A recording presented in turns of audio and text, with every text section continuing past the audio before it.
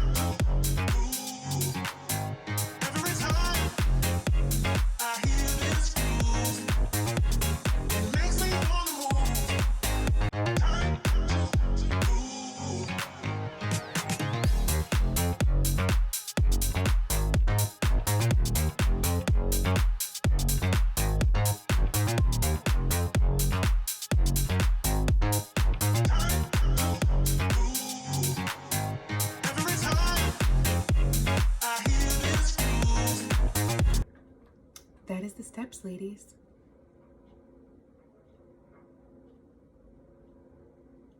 If you're interested in these products and need help color matching, because I suggest you go lighter shade in your concealer in order to really see that definition of the highlight and contour, I'm your girl. I can help you.